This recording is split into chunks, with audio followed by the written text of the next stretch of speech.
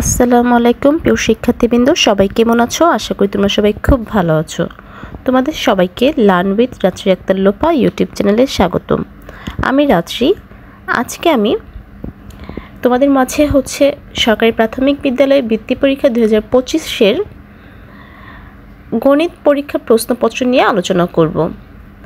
আমাদের গণিত পরীক্ষার প্রশ্নের জন্য সময় থাকবে 2 ঘন্টা 30 মিনিট। আমাদের গণিত পরীক্ষার প্রথমে 1 নম্বর প্রশ্ন থাকবে বহু নির্বাচনী প্রশ্ন 10টি প্রশ্ন থাকবে, আমাদের 10টির উত্তর দিতে হবে এবং প্রতিটির মান থাকবে 1 করে।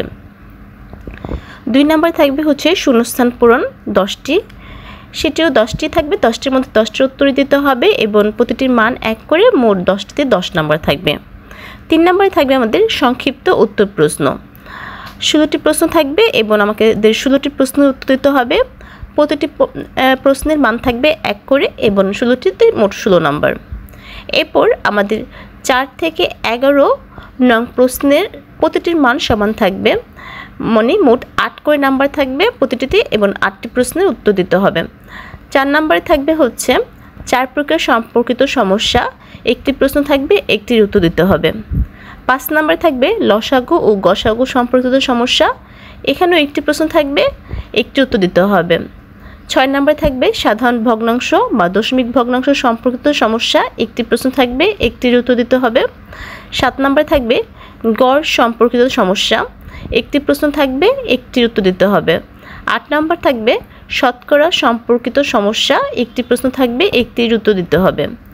9 নম্বরে থাকবে পরিমাপ, সময়, আয়তন, সামান্তরিক ত্রিভুজ এর ক্ষেত্রফল পরিমাপ সম্পর্কিত সমস্যা, 1টি প্রশ্ন থাকবে, 1টির উত্তর দিতে হবে।